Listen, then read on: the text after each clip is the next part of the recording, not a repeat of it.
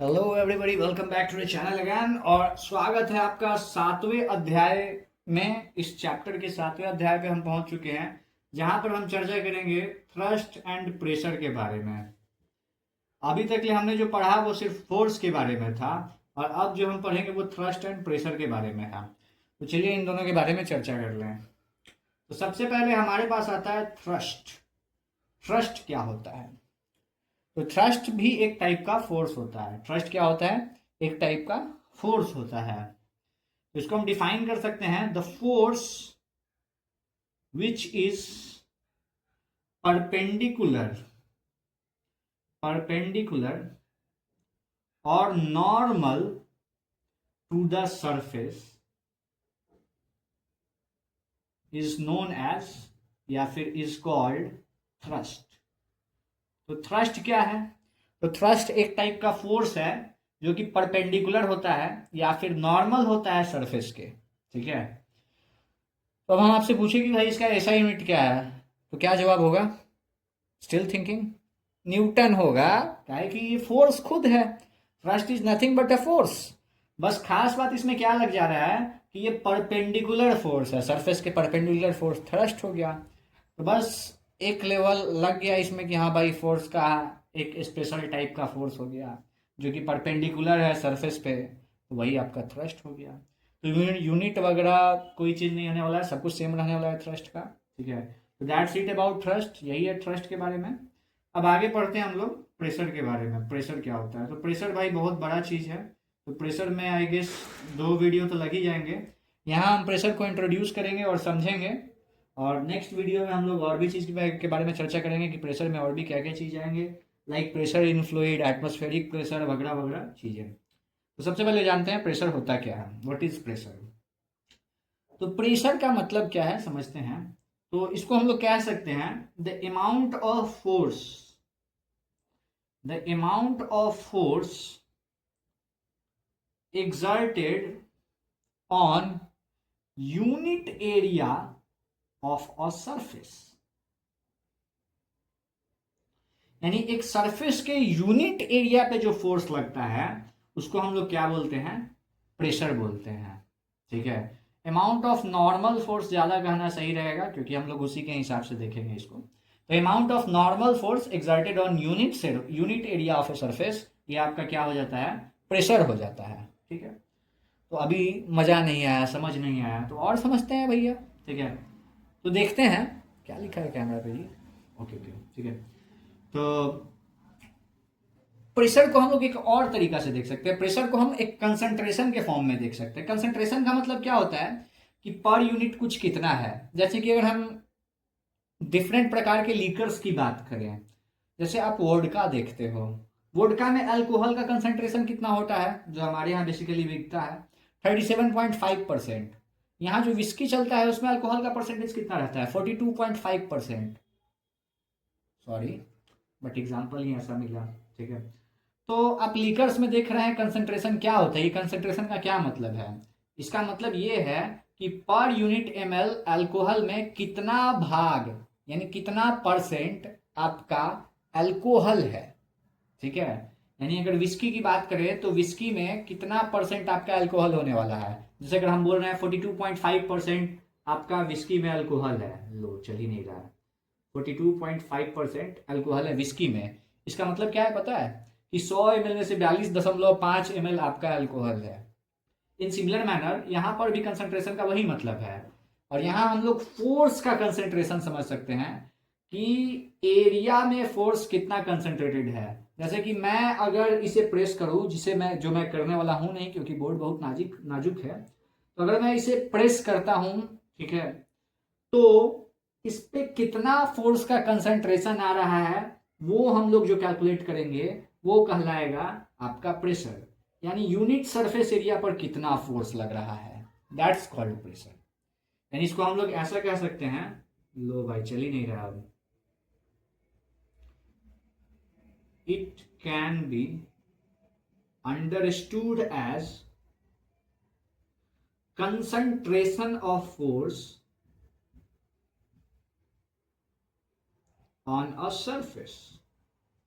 यानी किसी सरफेस पे फोर्स का कितना कंसंट्रेशन है वही आपका प्रेशर हो जाता है। आगे इसके बारे में चर्चा करते हैं।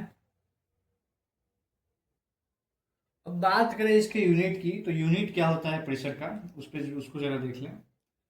तो यूनिट ऑफ प्रेशर बहुत सारे यूनिट है, जिसमें जो इसका स्टैंडर्ड यूनिट है वो है पास्कल, और इसको हम लोग पी ए से डिनोट करते हैं। जो साइंटिस्ट आता है भाई उसका नाम लग जाता है। तो ये बहुत पहुंचे हुए साइंटिस्ट है जिनका नाम था ब्लेस पास्कल, उन्हीं के नाम पे ये पास्कल मिला हमको, ठीक है, यूनिट, ठीक है। तो ये आपका हो गया यूनिट इसका। अब आगे देखे भाई, अब आपसे कोई पूछ दे कि डिफाइन करो भैया 1 पास्कल क्या होता है, 1 पास्कल क्या होता है, तो इसके लिए कुछ समझना पड़ेगा। तो इसके लिए समझते हैं क्या समझने की आवश्यकता है। तो जो मैंने डेफिनेशन लिखा उसको जरा मैथमेटिकली लिख के देखते हैं। तो उसका तात्पर्य ये हो जाएगा कि प्रेशर बराबर फोर्स, कैसा फोर्स, तो normal force per unit area. तो मैथमेटिकली लिखा है कि प्रेशर को लिखा जा सकता है कि perpendicular force per unit area. और ये एरिया क्या होता है पता है, एरिया ऑफ कांटेक्ट होता है, कि कितना कांटेक्ट हो रहा है एरिया का। ऐसा नहीं कि पूरा एरिया है तो एरिया हम कैलकुलेट करके डाल देंगे, वही एरिया जिसका कांटेक्ट होता है, ठीक है। तो pressure is given by normal force per unit area. इस नॉर्मल फोर्स को ही तो थ्रस्ट कहते हैं। तो आप प्रेशर को कह सकते हो कि प्रेशर क्या है, थ्रस्ट पर यूनिट एरिया। अब आप आसानी से 1 पास्कल को डिफाइन कर सकते हो। कैसे? फोर्स का यूनिट क्या होता है भैया, न्यूटन। एरिया का यूनिट क्या होता है, मीटर स्क्वायर। तो हम लोग 1 पास्कल को क्या लिख सकते हैं, 1 न्यूटन पर मीटर स्क्वायर, ठीक है। अब डिफाइन करो भैया, तो 1 पास्कल को डिफाइन कैसे कर सकते हैं। तो बेसिकली 1 पास्कल क्या है, ये प्रेशर का यूनिट है, ठीक है। तो 1 पास्कल इज द प्रेशर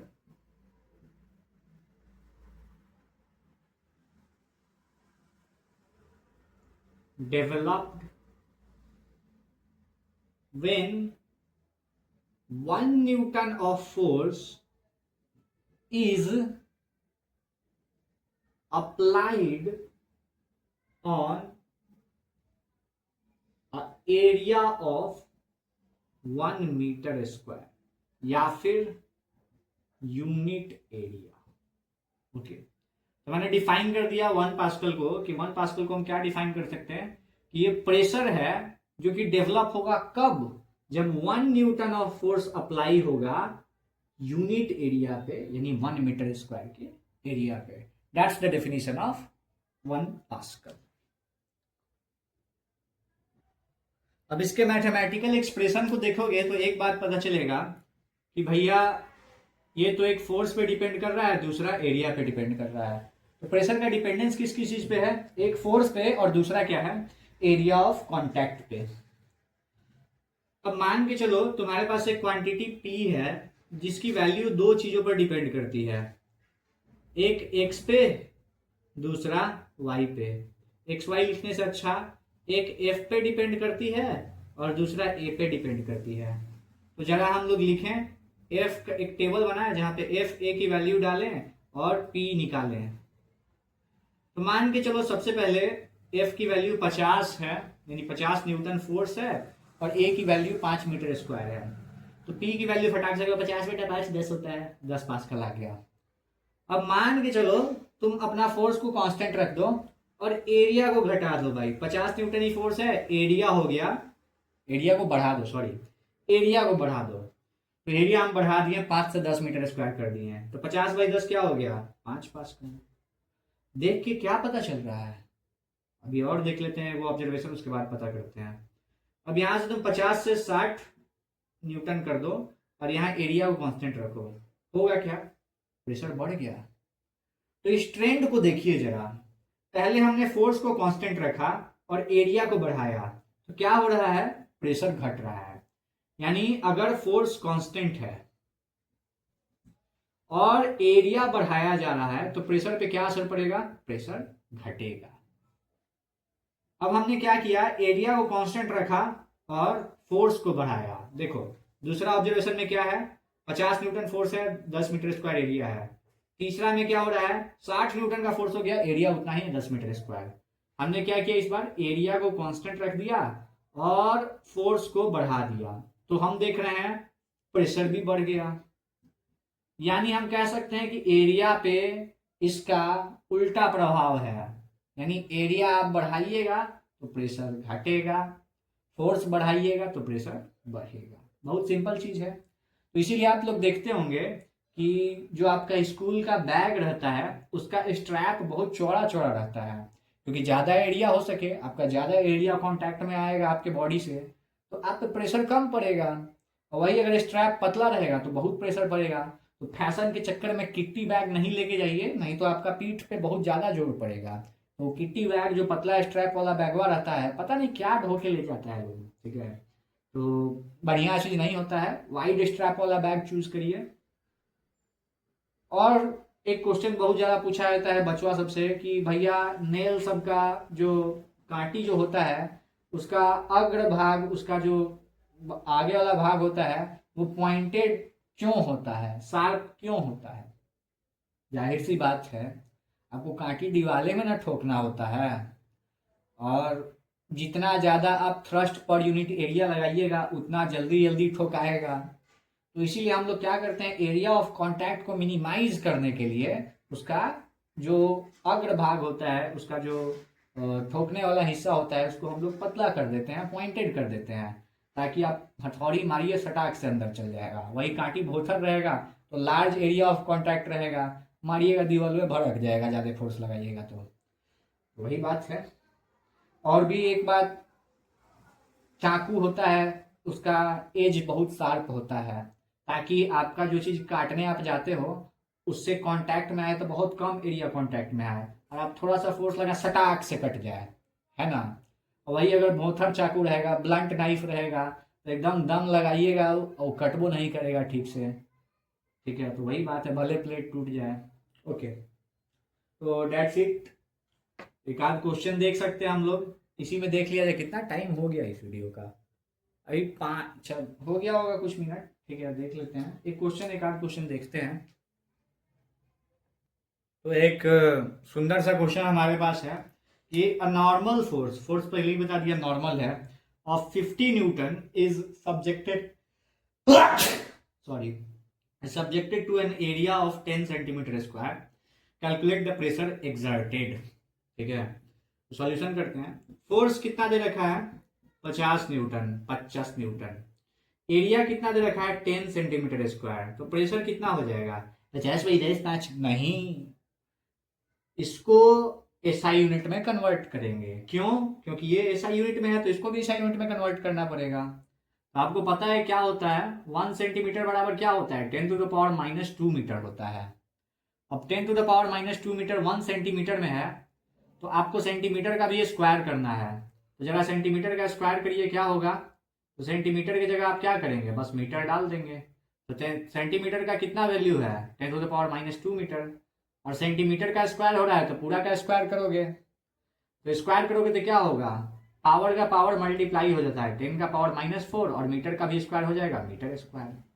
अगर ये बात नहीं समझ में आया होगा तो आप कमेंट में लिख सकते हो कि भैया इस पे हमको एक पर्टिकुलर वीडियो चाहिए, तो मैं इस चीज़ पे पर्टिकुलरली एक वीडियो बनाऊंगा, छोटा सा वीडियो जरूर बनाऊंगा, ताकि आप लोग का संशय शंका दूर हो सके। बट आपको लिखना पड़ेगा उसके लिए। तो बेसिकली 1 सेंटीमीटर स्क्वायर बराबर कितना आ रहा है? 10⁻⁻4 मीटर स्क्वायर।